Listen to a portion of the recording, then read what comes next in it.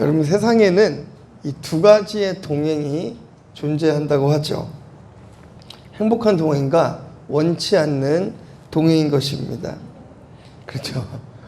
그러니까 어떤 동행은 굉장히 서로에게 편안하고 행복함을 주는 동행이 있는가 하면, 원치 않는 동행은 서로를 불편해하고 또 이렇게 서먹하게 만들기도 하죠. 그렇다면 여러분들은 옆에 계신 분들에게 어떤 동행을 해주는 존재들인지 한번 생각해 보는 것도 좋은 시간이 될 것 같습니다. 더불어 나는 누군가에게 행복을 주는 사람이 될 것인지 한번 생각해 보는 시간도 필요한 것 같습니다. 특별히 성경은요, 하나님과 동행하는 것을 인생의 최고의 가치로 여기고 있어요. 그래서 에녹은 하나님과 늘 동행함으로 죽음을 보지 않고 천국에 올라갔다라고 성경은 기록하고 있죠. 그렇듯이 동행이라는 것은 우리 인생에 있어서 아주 중요한 부분을 차지하고 있는 것입니다. 제가 유학 생활을 했습니다. 중국에서 유학 생활을 좀 오래 했는데요. 유학을 처음 와서 누구를 만나냐에 따라서 그 학생이 좀 이렇게 공부를 하느냐 아니면 공부를 하지 않는 축에 속하느냐, 이게 달라집니다. 제가요, 이래봬도 방송을 2번이나 탔어요. 어떻게 탔냐면요, 아주 우연치 않게 공항에서 그 방송국 PD를 만났습니다. 중국 공항, 베이징 공항에서. 그래서 이런저런 얘기를 나누다가 그 VJ 특공대라는 곳에 성공한 유학 케이스로 제가 2002년에 한번 나왔고요. 그리고 그 MBC가 PD 수첩 맞죠? 네. 네. 그 PD 수첩에 그 중국 유학의 실태 해가지고 잘된 케이스와 좀 잘 안 된 케이스가 나오는데, 제가 잘된 케이스로 소개가 됐었습니다. 네. 그런데요, 제가 이 말씀을 드리는 이유가 무엇인가 하냐면요, 똑같은 사람들이 똑같이 타지에 와서 공부를 했고 유학 생활을 했는데, 어떤 사람은 잘된 케이스로, 어떤 사람은 그렇지 못한 케이스로 소개를 받는 그 이유가 무엇이냐라는 거예요. 누구와 동행했냐에 따라서 그 인생이 결정되었다는 것입니다. 하나님과 동행하고 믿는 자들과 동행하는 사람들에게는 하나님 나라의 영광을 보게 되는 놀라운 일들이 일어날 줄 믿습니다. 자, 오늘 본문의 말씀은요, 보아스가 룻에게 호의를 베푸는 장면으로 시작이 돼요. 호의를 베푸는데 그 정도가 당시에 그 종들의 입장에서 좀 납득이 되지 않는 거예요. 납득이 되지 않을 정도로 너무 과한 호의를 베풀어 줍니다. 과한 친절을 베풀어 줘요. 오죽하면 이 룻이 배불리 먹고도 그 남은 것을 나오미, 그 시어머니에게 갖다 줄 정도로, 이방 여인으로서는 그런 대접을 어디 가서도 받을 수가 없는 그런 룻인데도 불구하고 보아스는 그 룻에게 그 친절과 호의를 베풀어 줍니다. 네. 이 룻이라는 여인은요, 모압 여인이에요.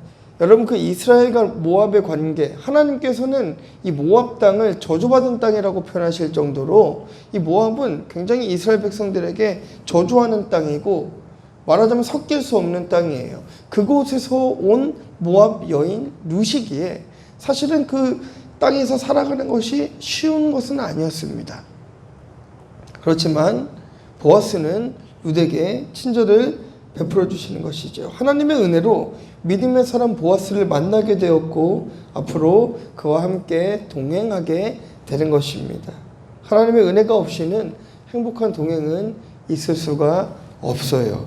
오늘 말씀을 통해서 룻에게 보아스는 왜 행복한 동행이 되었던 것인지, 그 동행에 대한 평가를 이 시어머니인 나오미는 어떻게 하고 있는지, 또 하나님은 어떤 동행을 기뻐하시는지 말씀을 통해 한번 살펴보도록 하겠습니다. 자, 첫 번째는 우리의 모든 시선을 하나님께 두어야 합니다. 자, 14절부터 17절까지 말씀 시작. 식사할 때에 보아스가 룻에게 이르되 이리로 와서 떡을 먹으며 내 떡 조각을 초에 찍으라 하므로 룻이 곡식 빼는 자 곁에 앉으니 그가 볶은 곡식을 주매 룻이 배불리 남고도 먹고 남았더라. 룻이 이삭을 주우러 일어날 때에 보아스가 자기 소년들에게 명령하여 이르되 그에게 곡식단 사이에서 죽게 하고 책망하지 말며 또 그를 위하여 곡식다발에서 조금씩 뽑아버려서 그에게 죽게 하고 꾸짖지 말라 하니라. 룻이 밭에서 저녁까지 죽고 그 죽은 것을 떠니 보리가 한 에바쯤 되는지라. 여러분들 뭐 연애하실 때에 혹은 이렇게 남자와 여자가 이성 간에 다툼이 일어날 때 어떤 그 그림을 제가 본 적이 있는데요. 이렇게 짧은 치마를 입고 지나가는 여자를 남자가 이렇게 쳐다보는 거예요. 그러자 여자가 굉장히 그 화를 내는 그 영화의 장면, 그리고 일러스트라고 하죠. 그 만화의 장면이 찍힌 것을 제가 본 적이 있었습니다. 그 여자가 짧은 치마를 바라본 남자에게 화가 난 걸까요? 그의 시선의 문제였던 것이죠. 내가 옆에 있는데 나로 만족하지 못하나? 내가 옆에 있는데 그 시선이 왜 다른 곳으로 가야 하나? 그 시선의 문제였던 것이에요. 룻이 일을 하다가 식사할 때가 되어서 이제 일을 하는 자들과 같이 이제 식사를 나누고 있었습니다. 이제 그때 보아스가 이제 룻을 불러요. 가까이 와서 떡을 초에 찍어 먹으라는 것입니다. 초는 뭐 식초, 포도주, 발효 이런 종류의 것을 이야기하는 거예요. 그리고 이제 볶은 곡식까지도 나누어 줍니다. 이 볶은 곡식은요, 고대 근동 지방에서는 굉장히 중요한 음식이었습니다. 먹고 살아가는데 아주 중요한 음식이었고, 특별히 소제를 드리는 데 있어서 중요한 요소가 되는 음식이었어요. 이 볶은 곡식을 나눠주는 걸로 보아서는 룻이 그 흔한 볶은 곡식조차도 먹을 수 없던 처지에 있던 사람이었다는 것을 알 수가 있는 거예요. 그렇게 알 수 있는 것입니다. 이제 무엇을 먹었는가가 중요한 것이 아니라, 지금 이것이 중요한 것이 아니라 보아스의 시선이 지금 룻에게 있다는 것이 중요한 거예요. 중요한 것은 보아스의 시선이 룻에게 있다는 것입니다. 함께 동행하기 위해서는 우선 눈에 들어야 되는 것이에요. 사실 보아스의 눈에 들은 것으로 보이지만 그것은 하나님의 응답이었고 은혜가 있었기에 룻이 하나님의 눈에 들었다는 것을 잊어서는 안 되는 것입니다. 한번 우리가 상황을 이렇게 한번 설정해 볼까요? 이 룻은 이방 여인이고요. 재산도 없습니다. 가진 것이 하나도 없습니다. 가진 것이 없는 것뿐만이 아니라 이미 남편도 다 죽었고 시어머니와 함께 살아가면서 음식을 빌어 먹어야 되는, 남의 집에 가서 일을 해서 음식을 얻어 먹어야 되는 처지에 있는 룻이었고요. 이 보아스는요, 말하자면 유지예요. 동네 유지죠. 굉장히 유력한 재력가였습니다. 재산도 많았을 뿐만이 아니라 아직 장가도 가지 않은 그런 사람이었던 것이죠. 그럼 보아스의 눈에 룻이 든다라는 것은 그 많은 종들 중에서, 그 많은 여인들 중에서 보아스의 눈에 룻이 든다라는 것은 하나님의 은혜였다라는 것이에요. 네, 하나님의 은혜였던 것입니다. 자, 여러분, 룻에게 제공된 음식이 너무나 많아서 배불리 먹고도 남았더라라고 본문이 기록하고 있어요. 바로 이것입니다. 우리가 하나님의 눈에 들었을 때에, 하나님의 시선에 반응했을 때에 하나님께서는 응답해 주시는데 차고 넘치도록 부어 주시더라는 것이에요. 제가 학생들과도 이런 얘기를 합니다. 너희들이 열심히 공부하면 하나님께서 어느 날 갑자기 시험 문제가 잘 보이게 해주실 거야 라고 얘기하지 않습니다. 하나님께서 너희들이 노력할 수 있도록 마음을 주실 거야. 너희들이 정말 열심히 살아갈 수 있도록 하나님께서 지혜를 주실 거야 라고 이야기하지, 너희들이 어느 날 갑자기 일확천금을 받게 되고 어느 날 갑자기 전교 1등을 하게 될 거야 이렇게 소개하지 않습니다. 그렇게 상식적이지 못한 하나님이 아니에요. 네. 하나님이 우리들에게 주신 최고의 축복은 우리가 일한 만큼 벌 수 있는 거예요. 정말 하나님께서 주신 놀라운 축복인 것입니다. 보아스는요, 이 룻을 바라보는데 긍휼의 시선으로 바라봅니다. 그리고 자기 종들에게 15절 말씀을 통해서 명령을 해요. 자, 뭐라고 명령을 하죠? 룻에게 곡식 따는 사이에서 이삭을 죽게 하고 절대로 책망하지 말아라. 네. 그런데요, 이 책망하지 말라는 것을 그들에게 권면하는 게 아니라 명령을 해요. 명령. 제가 이 명령이라는 단어를 한번 살펴보니까요, 그냥 명령이 아니라 강조하는 거예요. 절대로 그를 책망해서는 안 된다. 아주 강조하면서 이야기합니다. 반드시 지키라는 거예요. 해도 되고 안 해도 되는 것이 아니라 반드시 그래야 된다는 거예요. 네. 그런데 여러분, 이런 식으로 룻이 일을 하면은요, 밭을 소유한 사람만큼의 양이 제공될 수 있어요. 그런데 보아스가 왜 이렇게 강조형으로 절대로 너희가 책망하지 말라라고 그렇게 이야기를 했을까요? 이 책망하다라는 것은요, 당시에 그 책망하다라는 것의 의미는 수치를 당하고 부끄럽다라는 의미가 있어요. 룻에게 수치를 주지 말라는 것이에요.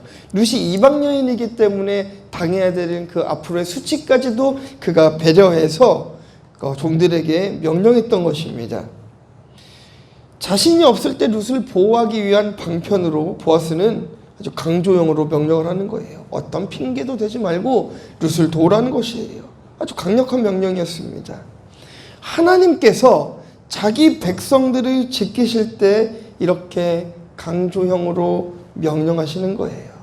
사단은 결코 하나님의 백성들을 집어삼킬 수가 없습니다. 바로 이것이 하나님의 은혜예요. 잠깐 우리를 힘들게 할 수는 있어도 그 구원까지 뺏어갈 수 있는 능력은 사단에게 없어요. 이렇게 하나님의 보호 아래 룻은 저녁까지 일을 하고 한 에바를 집으로 가져갈 수 있습니다.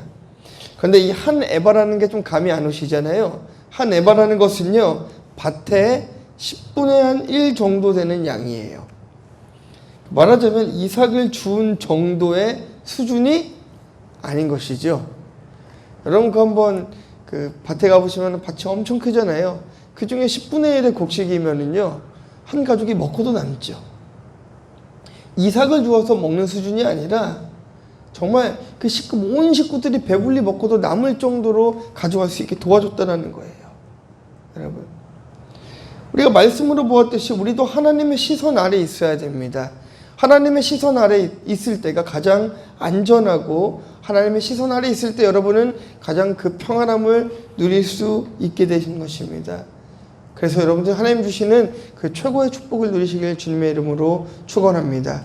일용할 양식을 먹을 수 있는 그 은혜를 체험하시기를 주님의 이름으로 축원합니다. 자, 두 번째는요, 본이 되는 사람과 함께 동행해야 합니다. 자, 우리 18절에서 20절 말씀 한번 같이 보도록 하겠습니다. 시작. 그것을 가지고 성읍에 들어가서 시어머니에게 그 주운 것을 보이고 그가 배불리 먹고 남긴 것을 내어 시어머니에게 드리매 시어머니가 그에게 이르되 오늘 어디서 주었느냐 어디서 일을 하느냐 너를 돌본 자에게 복이 있기를 원하노라 하니 룻이 누구에게서 일했는지를 시어머니에게 알게 하여 이르되 오늘 일하게 한 사람의 이름은 보아스니이다 하는지라. 나오미가 자기 며느리에게 이르되 그가 여호와로부터 복받기를 원하노라. 그가 살아있는 자와 죽은 자에게 은혜 베풀기를 그치지 아니하도다 하고 나오미가 또 그에게 이르되 그 사람은 우리와 가까우니 우리 기업을 물을 자 중에 하나이니라 하니라. 이 룻은 자신이 얻은 그 곡식들을 나오미에게 보여줍니다. 아, 어머니 이렇게 많은 곡식을 가져왔습니다. 나오미가 깜짝 놀라는 거죠. 왜일까요? 이거는 뭐 그냥 이삭을 주운 정도의 수준의 곡식을 가져온 것이 아니라 말도 안 되는 걸 갖고 온 거예요. 이게 말하자면 그 보릿고개에, 그 힘든 보릿고개에 흰 쌀을 이만큼을 가져온 거예요. 얼마나 나오미가 놀랐겠습니까? 일반적인 양의 곡식이 아니에요. 그래서 조금은 굉장히 격양된 어투로 이야기하는 거예요. 도대체 어디서 이것을 다 주워온 거냐? 어디서 일을 했길래 이런 많은 음식을 가지고 왔느냐? 더 물어보지도 않고 룻을 돌본 자를 위해 하나님께 복을 빌어줍니다. 자, 19절 말씀해 보시면 너를 돌본 자에게 라고 되어 있잖아요. 이 돌본다라는 건 존중해 준다는 것을 이야기하는 거예요. 너를 존중한 자에게. 이 단어는 특별히 유다가 포로되었을 때에 하나님의 관심의 표현으로 사용되었던 것 같습니다. 말하자면 편견 없이 룻을 바라봐준 사람은 하나님의 참 사람이며 세상의 본이 되는 사람이며 복받기에 한치의 부끄러움이 없는 그런 사람이라는 최고의 표현인 것이에요. 본이 되는 사람은요, 차별하지 않는 사람이라는 것이죠. 본이 되는 사람은요, 겉으로 사람을 평가하지 않는 것입니다. 하나님께서 우리를 우리의 겉모습으로 평가한다고 한다면 이 자리에 그 누가 구원받은 백성으로 앉을 수 있겠습니까? 그러나 하나님께서는 우리는 이 겉모습으로 우리를 평가해 주시는 것이 아니라 우리가 믿는 그 예수 그리스도로 인하여 십자가에 못 박혀 죽으신 그 예수 그리스도로 인하여 깨끗해진 우리의 몸을 봐주시고 우리를 거룩하다 하시는 거예요. 그리스도인은 세상 속에서 이런 위치에 있어야 되는 것입니다. 여러분, 예전에는요, 교회 다닌다라고 하면은 굉장히 존경받았습니다. 존경받던 시대가 있었습니다. 아, 교회 다니는 사람은 뭔가 달라도 좀 다르다라는 말을 많이 들었습니다. 근데 지금은 여러분 어떻습니까? 여러분 밖에 나가서 나 그리스도이냐, 나 교회 다녀라고 쉽게 얘기할 수 있던 시대인가요? 여러분 그렇지 않잖아요. 뭔가 그것이 부끄럽고 세상의 조롱거리가 되어버리는 그 현실을 바라보면 참 가슴이 아픈 것이죠. 그럼에도 우리 교회 성도들은, 우리 본인교회 성도님들은 세상 속에서 존경받고 인정받는 사람들이 되어야 될 줄 믿습니다. 세상 속에서 열심히 사세요. 정말 열심히 사시고 본이 되는 삶을 살아가실 주님의 이름으로 축원합니다.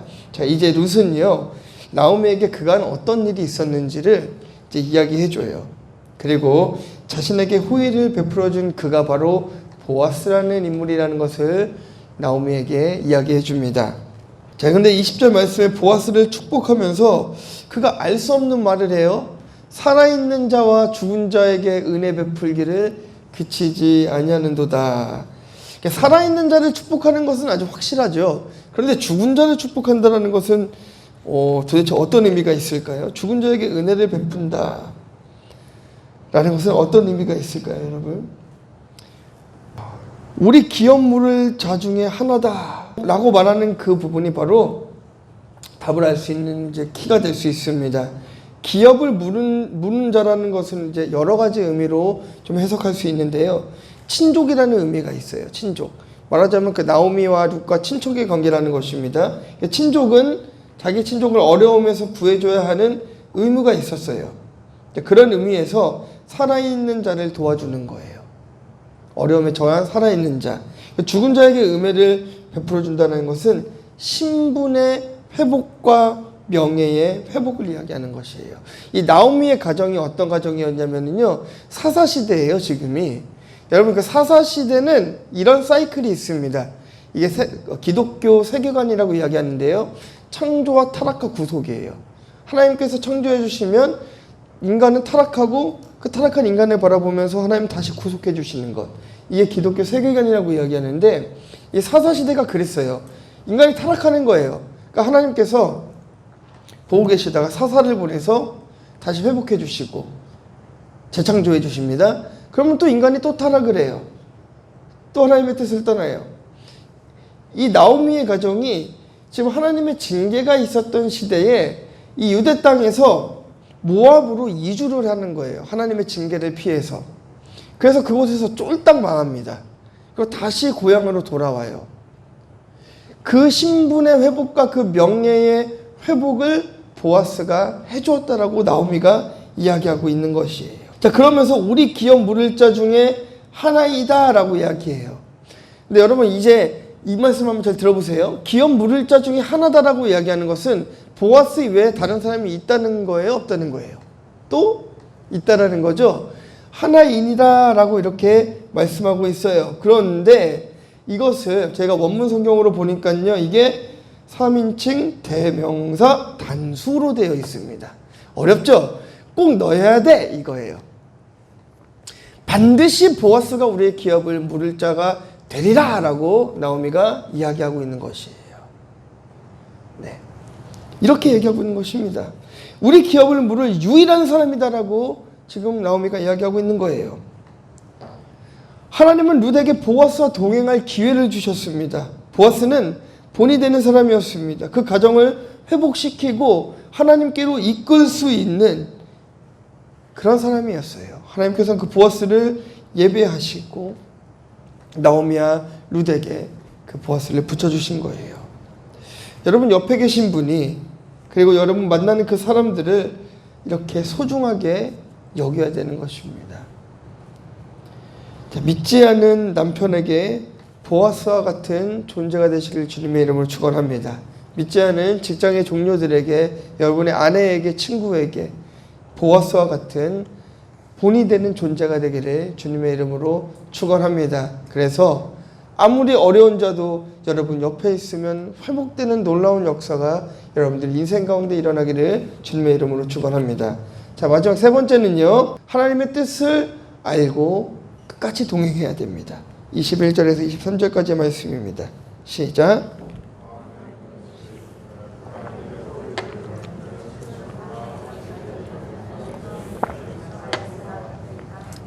나오미가 며느리 룻에게 이르되 내 딸아 너는 그의 소녀들과 함께 나가고 다른 밭에서 사람을 만나지 아니하는 것이 좋으니라 하는지라. 이에 룻이 보아스의 소녀들에게 가까이 있어서 보리추수와 밀추수를 마치기까지 이삭을 주우며 그의 시어머니와 함께 거주하니라.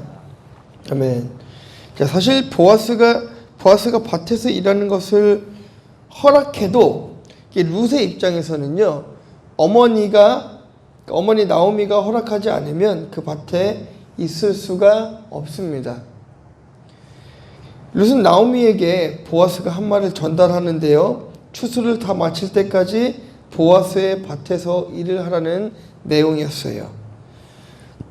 여러분, 그 보아스의 밭에서 일을 하면 사실상 그 먹을 걱정이 없습니다. 먹을 걱정은 하지 않아도 되는 그런 실정입니다.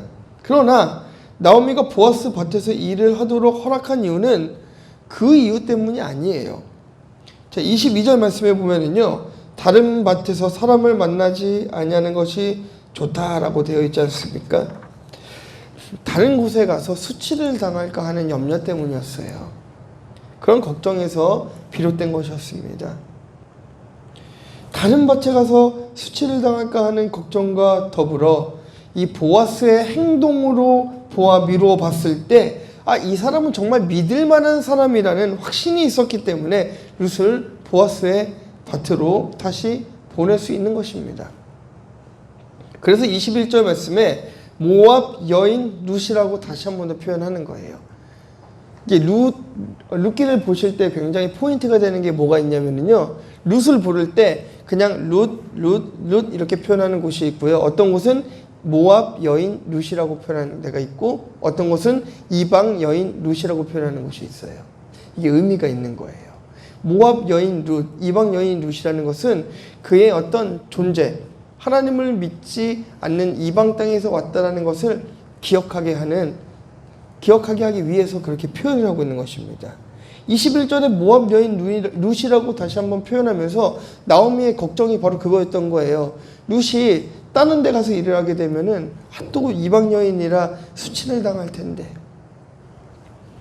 그러면 안 되는데, 그 안타까운 마음과 더불어서 보아스라는 저 좋은 사람 옆에 룻이 있으면 정말 좋겠다라는 그 마음을 가지고 나오미가 그 가문을 일으켜 유일한 사람으로 보아스를 지목했고 확신했고 룻을 보아스에게 붙이는 것입니다.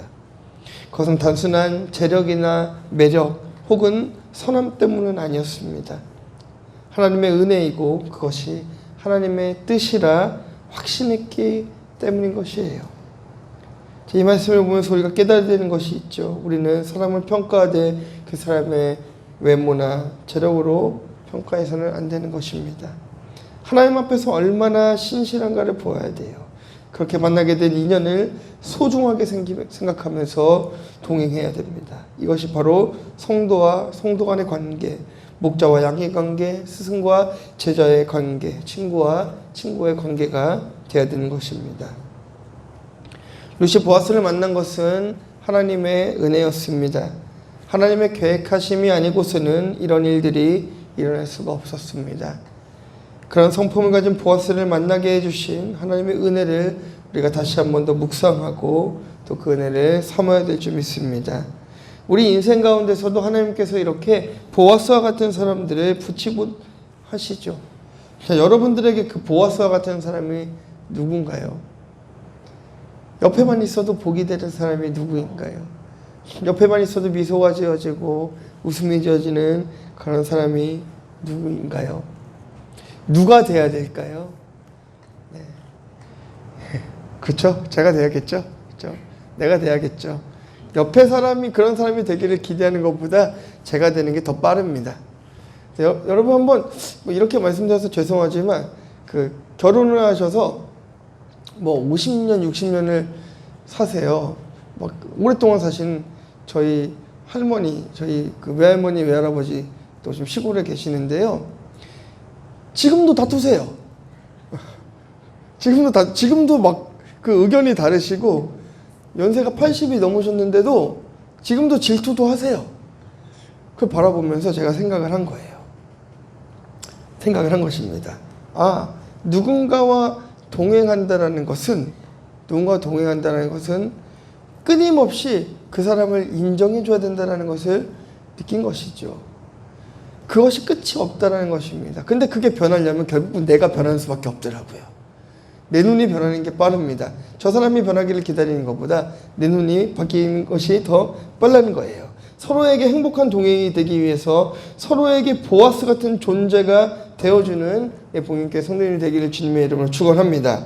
자, 사랑이 필요한 자에게 사랑을 나눠줄 수 있는 성도가 되고 도움이 필요한 자에게 도움을 줄 수 있는 그런 아름다운 성도들이 되기를 주님의 이름으로 축원합니다. 그렇다면 오늘부터 여러분 어떤 기도를 해야 될까요? 여러분 나에게 함께 동행할 수 있는 좋은 사람을 붙여주세요라는 기도도 해야겠지만 내가 누군가에게 복을 줄 수 있는 그런 사람이 되게 해주세요라는 기도가 절실히 필요한 줄 믿습니다. 제발 바꿔주세요. 제발 바꿔주세요. 하나님 나에게 일확천금을 주세요라고 기도하는 것보다 하나님 내가 물질을 벌 수 있는 나에게 능력과 힘과 시간과 상황을 만들어주세요라고 기도하는 것이 더 옳지 않겠습니까? 어느 날 갑자기 나에게 무언가를 큰 것을 기대하면서 이만한 것을 던져주세요라고 기도하는 것보다 더 중요한 것은 무엇일까요? 작은 것에 감사할 수 있는 마음을 달라고 기도하는 것 아니겠습니까? 보아스는 넓은 사람이었습니다. 많은 것을 갖고 있었지만 작은 것을 인정할 줄 알았고 많은 것을 누리고 있었지만 불쌍한 자를 가난한 자를 귀하게 여길 줄 아는 그런 사람이었습니다. 우리 모두에게 그런 사람들이 되기를 주님의 이름으로 축원합니다. 자, 우리 영상 하나 보고 이제 결론할 텐데요. 네. 그래서 제 개인적으로 그런 본이 될 만한 사람이 누가 있을까라는 고민을 해봤어요. 이 한국 교회의 본이 되는 사람은 누가 있었을까? 네. 저는 주기철 목사님이 아닐까라는 생각을 해봤습니다. 그래서 한번 그 주기철 목사님의 영상을 준비해봤어요. 여러분 어떤 자와 동행하시겠습니까? 우리 하나님을 바라보고 하나님과 동행하고 하나님과 동행함으로 그 축복을 누려야 됩니다. 주기철 목사님은 하나님과 동행함으로 한국교회가 지금까지 성장해오는 놀라운 역사를 이루었습니다. 보아스는요, 하나님과 동행함으로 룻과 함께 동행함으로 믿음의 사람들이 만나 동행함으로 다윗의 자손이 되고 다윗의 대가 되고 그 대 안에서 예수 그리스도가 나오는 놀라운 일들을 경험하게 되었습니다. 네, 사랑하는 성도 여러분, 우리 이 시간 함께 기도했으면 좋겠습니다. 여러분 누구와 동행하고 계신가요? 여러분 인생 가운데, 여러분 하루의 삶 가운데에 여러분들에게 가장 큰 영향을 주는 것은 무엇인가요? 그것이 말씀이 되고 은혜가 되기를, 하나님이 되기를 주님의 이름으로 축복합니다.